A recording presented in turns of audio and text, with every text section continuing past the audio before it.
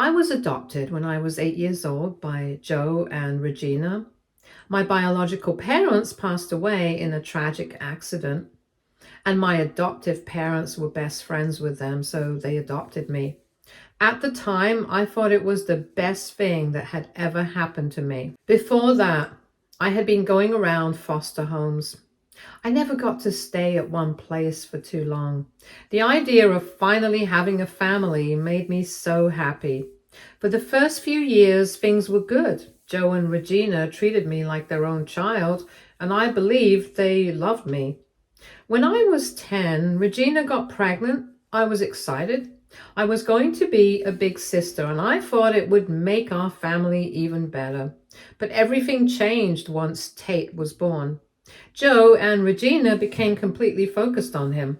I felt like I had become invisible to them. At first, it was really hard for me. For the past 2 years, I was the center of attention, and suddenly this new kid replaced me. Eventually, I convinced myself not to take it personally. Babies need a lot of attention after all. I thought things would go back to normal once Tate got older, but they did not. As Tate grew up, it became clear that he was their priority. No matter what he did, Joe and Regina praised him endlessly.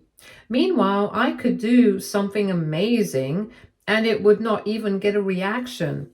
I tried my best to be a good daughter. I got good grades, stayed out of trouble, and helped out around the house, but no matter what I did, I was always in the background. When I was a teenager, it got worse. Joe and Regina stopped showing up for my school events. They always had an excuse. Once I had a big choir performance and they promised to come. At the last minute, they canceled because Tate had a soccer game. Another time, they forgot about my birthday entirely because Tate had a cold.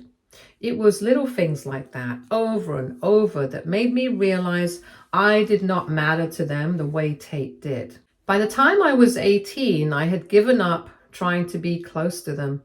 I moved out as soon as I could. They did not seem to mind. They did not help me with college or even ask how I was doing. I worked hard to support myself, taking on multiple jobs while studying. It was tough, but I managed. I tried to stay in touch with them, hoping they would notice me if I kept reaching out. I would call, send cards, and visit during the holidays, but it was always one-sided. Eventually, I stopped trying. They did not seem to care, so why should I? There was one incident that really stuck in my mind. It was a family dinner at Regina and Joe's house, and it happened to fall on my birthday. This was about a year after I had moved out. I thought they were hosting the dinner to celebrate my birthday, but it turns out they were actually celebrating Tate becoming the captain of his football team or something. It was so awkward because most of the family assumed it was for my birthday and brought me presents. Joe and Regina were completely caught off guard. You could see the panic on their faces when they realized everyone thought it was my birthday party. To cover it up, they quickly pretended that Tate's celebration was just a distraction and that the real reason was to surprise me. Joe even rushed to grab a grocery store cake at the last minute. No one bought it though. It was obvious what was happening and the whole thing just felt so fake and uncomfortable. The final straw came about 5 years ago. I got married and invited Joe and Regina to my wedding. They said they could not come because they could not afford to travel. I understood at first. Money can be tight. I even offered to pay for traveling and staying, but they just said Joe was sick and it would be very difficult for them, so I did not insist. But then I saw photos online of a vacation they had taken with Tate around the same time. They had lied to me. That hurt more than anything else. After that, I decided I was done. I stopped calling, stopped sending cards, stopped visiting. I focused on my own life. A year ago, I got an email from Joe. It completely threw me off. I had not heard from them in years. In the email, Joe explained that they had a falling out with Tate. He had cut them off and they were devastated. Joe said they wanted to reconnect with me and make things right. Reading that email made me so angry. They had ignored me for years, only to come crawling back when their golden child wanted nothing to do with them. It was clear that they did not care about me as a person. They just did not want to be alone. I did not respond. Over the next few weeks, I got more emails and even a handwritten letter in the mail. Joe and Regina kept saying they wanted to fix our relationship, but I knew it was not about fixing anything. They were desperate because they had no one else. I ignored every attempt they made to contact me. I had moved on from that part of my life and did not want to go back. Then I heard rumors that Joe and Regina were having trouble with their finances. They were trying to sell the house where I grew up to pay off some debts. At first, I did not mind. Their financial problems were not my concern. But then I remembered something from years before when I was a kid. They told me about a trust fund established by my biological grandparents. It was supposed to be for my future and to help with college or whatever else I needed when I turned 18. They mentioned it a few times when I was younger, but eventually when I got closer to turning 18, they never mentioned it again. I got curious and decided to look into it. What I found shocked me. Joe and Regina had used the money from the trust fund to pay for Tate's college education. That money was meant for me. My biological grandparents had left it specifically for my future. Instead, Joe and Regina stole it to give Tate a free ride. I could not believe it. After everything they had done, this felt like a final betrayal. I contacted a lawyer to see if there was anything I could do. It turned out I had a case. I decided to sue Joe and Regina for the money they had taken from the trust fund. It was not just about the money, it was about standing up for myself. For years, I had let them treat me like I did not matter, and this was my chance to hold them accountable. When they found out about the lawsuit, they were shocked. They sent me a long email accusing me of being cruel and ungrateful. They said they were old and struggling and did not deserve this, but I did not feel bad. They had stolen from me and ignored me for years.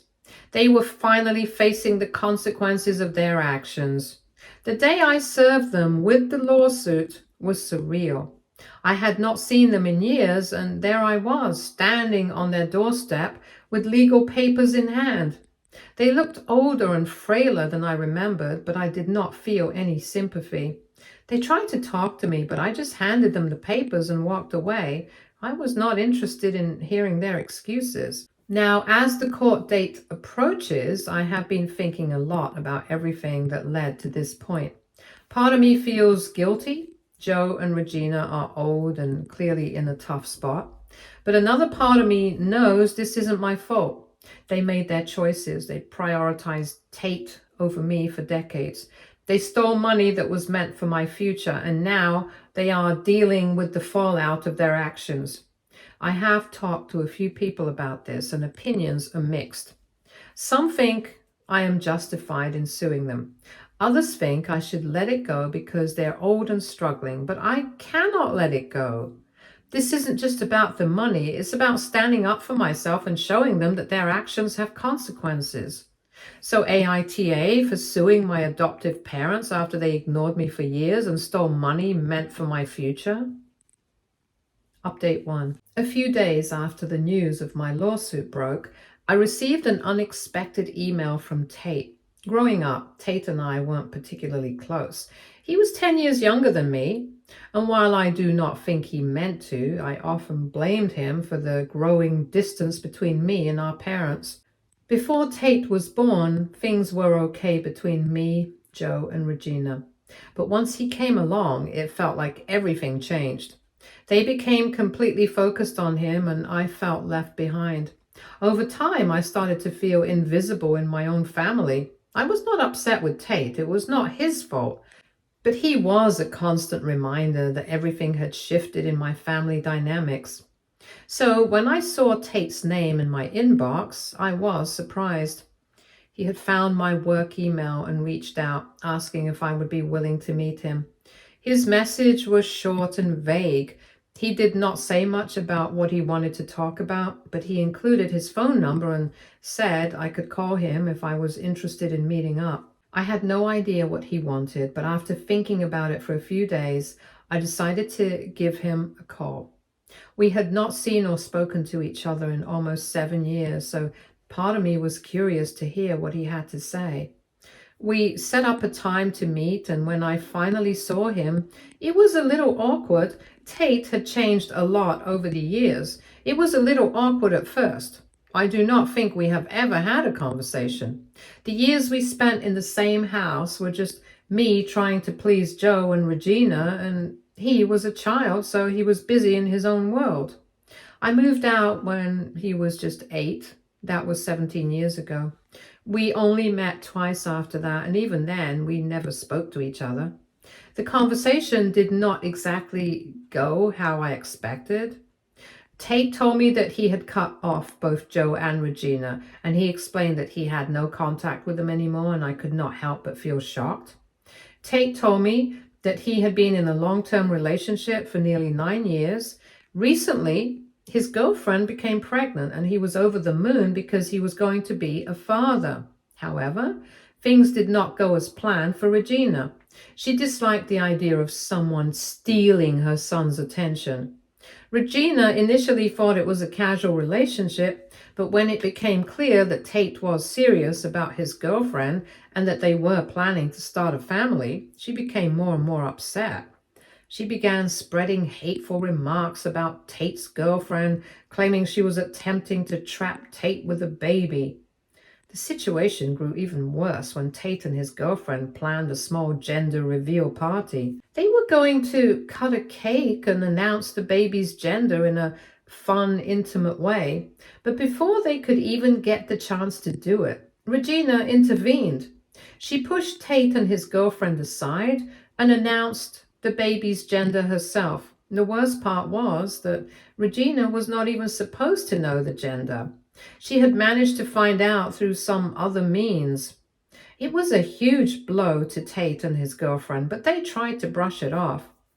Tate stood up to Regina, but his girlfriend insisted that it was fine and that it was not worth fighting about. Things took a turn for the worse when Tate's girlfriend became very sick and had to be hospitalized. Regina used the situation to attack her even further.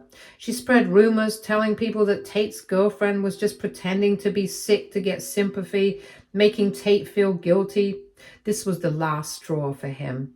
He could not take it anymore. He cut off all contact with Regina and tried to maintain some relationship with Joe, but Joe sided with Regina in every situation. Tate told me that when Joe continued to back Regina, he decided he had had enough. He cut Joe out of his life too. Hearing all of this from Tate was completely unexpected. I had no idea things had become so toxic between them. I had always assumed that everything was fine on their end, especially since I had not been close to them in years. It was hard to believe that they were all dealing with so much. Before we wrapped up our meeting, I decided to bring up the trust fund. Tate had never heard about it. I explained how Joe and Regina had always mentioned it when I was younger, saying it was set up by my biological grandparents to help me with college or anything else I might need. But after Tate was born, the topic never came up again. Tate seemed shocked when I mentioned it. He said that Joe had always told him that he was paying out of pocket for Tate's college expenses, and he had no idea about the trust fund. Tate seemed genuinely surprised that there was money that was supposed to be for me. It was the first time he had heard about it, and it made me feel even more upset about what had happened. Tate seemed to genuinely want to reconnect, but I was not sure how I felt about it yet. I really felt sorry for him, especially considering the situation with Regina and Joe. I wondered if he would want to be a part of my life again. We had both been so hurt by Joe and Regina, and it seemed like there was a chance we could be there for each other, but I was not sure if I was ready to open that door again. It felt complicated, and I'm not sure how to move forward. Update 2. The lawsuit against Joe and Regina is still on hold for now. We have received a court date, but it's not going to happen for a while. One of the biggest things that happened recently was Tate getting married. He reached out to me and my husband to invite us, telling us that aside from his new wife, we were the only family he had left. Hearing that meant a lot to me, especially since things had not always been easy between us. I wanted to be there for him on his special day, and I'm glad I did. He asked me to be there not just as his sister, but as the only family he had left. And that really struck me.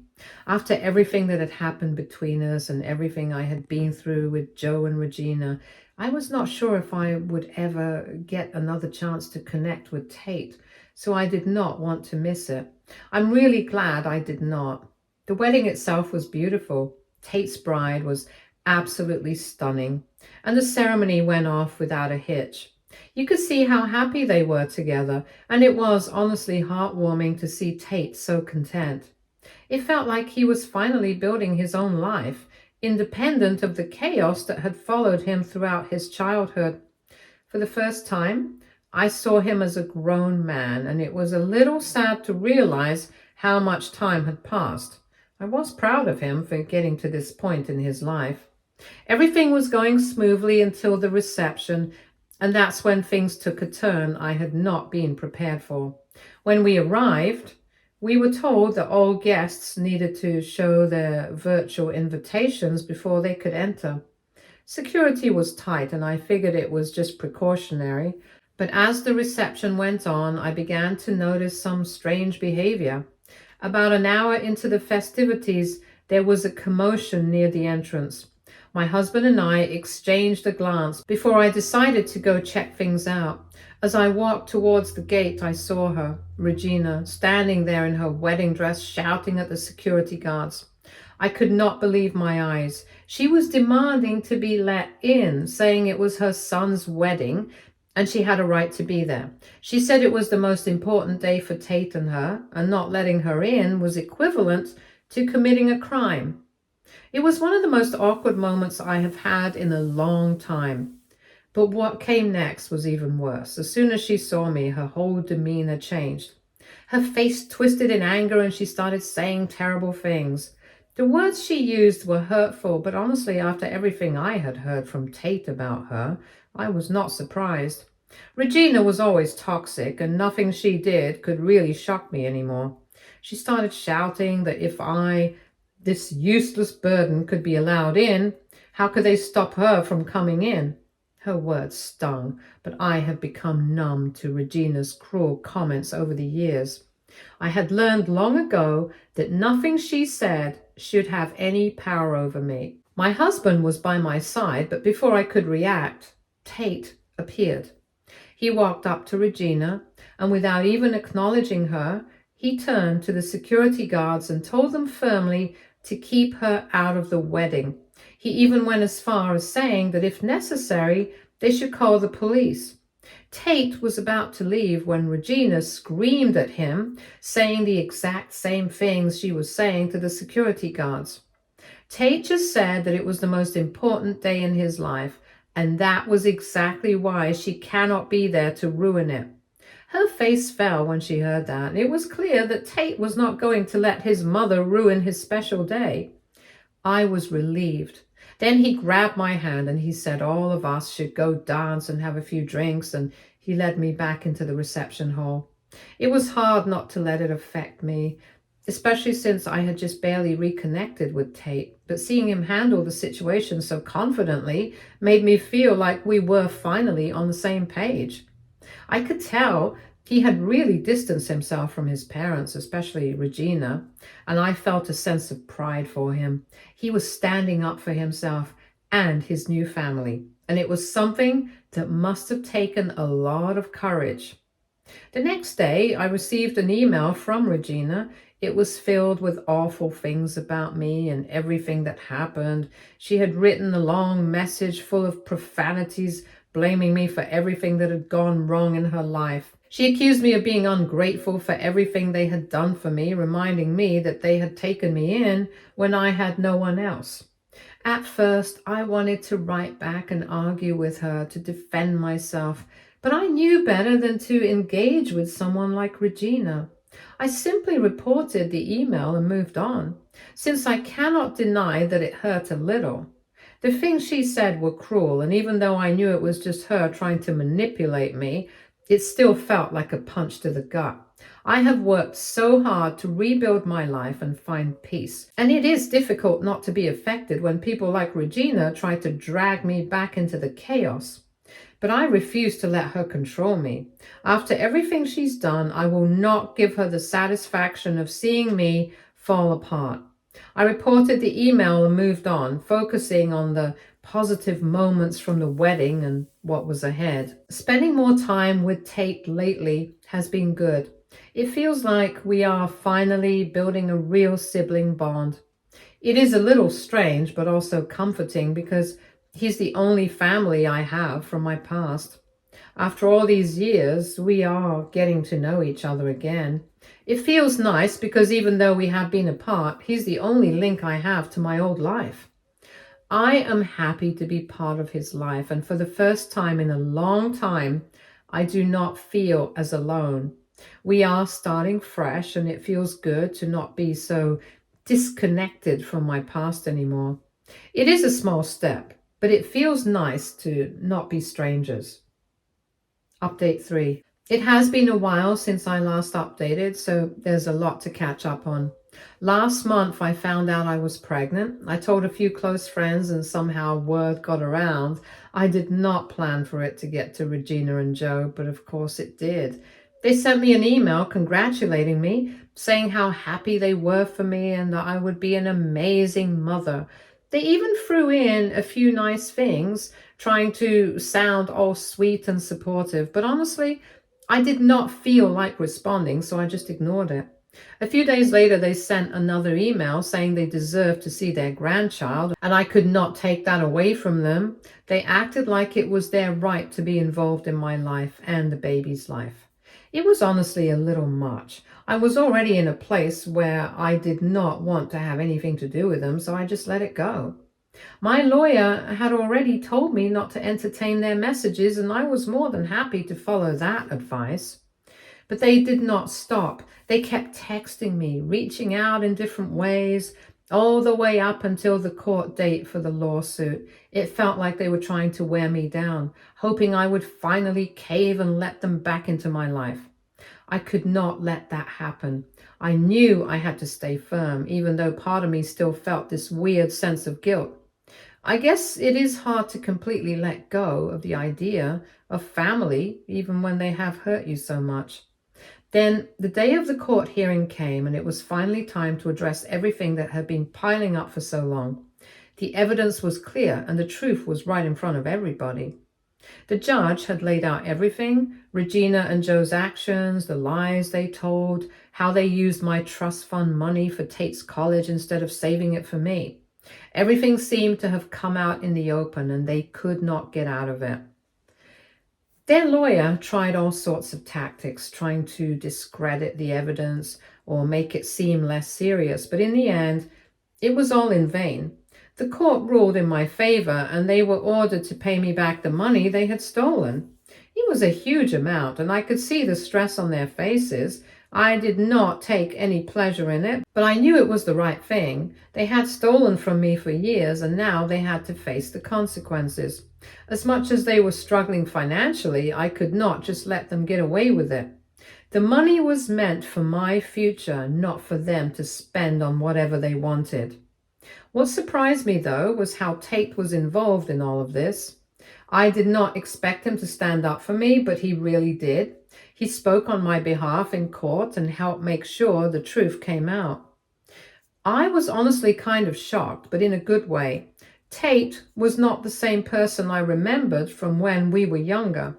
Over the years, I had always thought of him as someone who would not care enough to get involved, especially with everything that had happened between me and Regina and Joe, but he really surprised me. When Regina saw Tate in the courtroom, she was thrilled at first. She thought he was there to support her and Joe, thinking that he would side with them and help make them look innocent. I could see the look on her face when she thought he was going to defend them, and it was almost like she was relieved. But when Tate started speaking against them, it was like a switch flipped in her. She could not believe it. It was almost funny in a sad way. She had no idea that he would be the one to stand up to them. She looked absolutely shocked when he started speaking the truth about what had happened. But of course, Regina did not take it well. After everything was said and done, she accused Tate's wife of manipulating him. She tried to say that Tate would not have testified against them if his girlfriend had not convinced him to do it. Honestly, it was the most ridiculous thing I had ever heard. Regina had spent so many years trying to control everything in Tate's life, and now, when he finally made his own decision, she was trying to blame it on someone else. It was clear that she was just trying to deflect the blame and make herself look better. She did not want to face the reality that Tate was no longer under her thumb and that he was not going to just side with her anymore. I suppose after all these years, it was too much for her to bear. She had treated Tate like he was her golden child for so long, and now he's speaking out for me and against them. Regina was unprepared to deal with the significant change in the family dynamic. But honestly, that isn't my problem. It was not Tate's girlfriend's fault, nor was it mine. The truth came out, and now they had to deal with the consequences. Since the court case, things have been a bit quieter. Regina and Joe haven't reached out as much, probably because they're still trying to figure out how to handle the situation. I haven't heard from them directly, though, so I guess they're taking a step back for now. It feels like a relief, honestly. I can finally move forward without having to constantly look over my shoulder, wondering when they'll pop up again. Tate and I have kept in touch since the court case. We have been talking more, and it feels like we are slowly building a real sibling relationship. I did not expect it, but I am actually starting to feel a connection to him again. It is a bit strange considering how distant we were for so many years, but it's also kind of nice. We're talking about things we never did before, and I'm learning a lot about him. It's like we're both starting fresh, and it feels good. It is strange, but in a way, Tate is the only person I have left from my past. He's the only link to that part of my life, and even though it is complicated, I am glad to be building something with him. Overall, it has been a lot to handle, but I'm starting to see the pieces fall into place. I have got my life back on track. The past is still there, but I am moving forward, and who knows? Maybe things with Tate will keep getting better. Stay tuned for more stories from our girl relationships.